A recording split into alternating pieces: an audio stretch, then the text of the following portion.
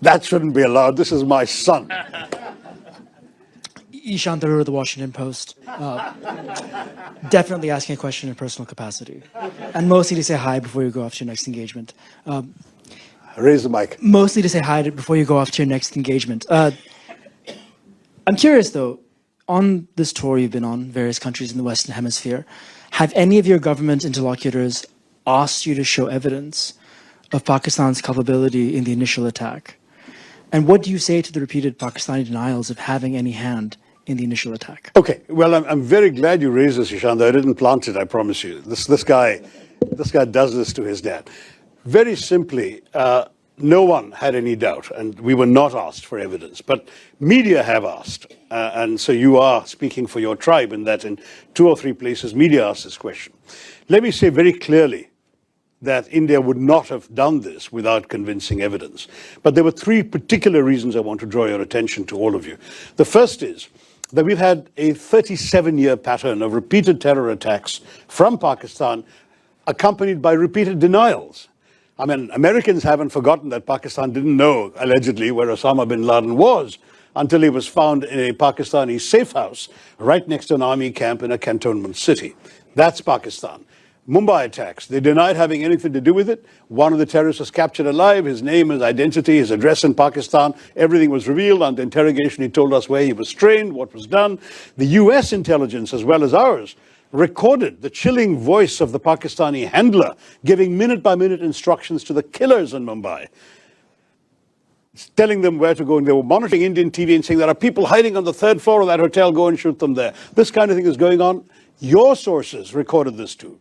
So we know what Pakistan's all about. They will dispatch terrorists, they will deny they did so until they're actually caught with red hands. That's the first. So I agree you're going to say, but that's circumstantial. Sure. Second point. The moment this happened, within 45 minutes or so of this happening, the terrorist attack, a group called the Resistance Front claimed credit. Who are the Resistance Front? They're a well-known proxy front of the Lashkar-e-Taiba, a banned organization listed by the United Nations, listed by the US State Department, which enjoys safe haven in the town of Murid-K in Pakistan.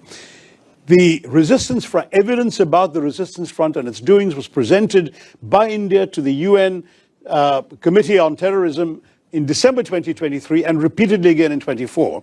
But the problem was, of course, Pakistan too is a member of that committee. The Resistance Front was not listed by the UN, but its identity was known and publicized. These people then claimed credit within a time span. There were no media present when these killings took place. Most of the world hadn't even learned about this when they claimed credit. So that was itself a smoking gun.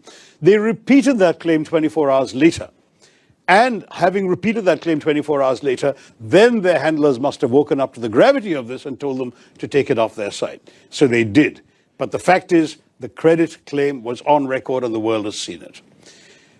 Third, when the first strikes happened on the terrorist camps, funerals were conducted, including for members of some of the key organizations, the Jaish-e-Mohammed in particular, and the Lashkar-e-Taiba. The funerals were conducted and photographs have emerged on social media showing Pakistani generals and police officers in uniform attending these funerals, being conducted by relatives of these terrorists. So we're looking at 3 concrete pieces of evidence as far as India is concerned. But finally, I can add to the mix, we also have intelligence services. They have been studying very carefully these terrorist attacks. They have identified at least 4 of the 5 perpetrators, and they know who they are. In fact, I'm told, and I don't have access to the direct intelligence information, but I've been reliably informed, they know that 2 of them. So it's on the basis of all of this put together that we said, we know who did this and we will take action. And that's exactly what we did. I can assure you India is not the kind of country that would undertake a military operation without very solid basis for doing so.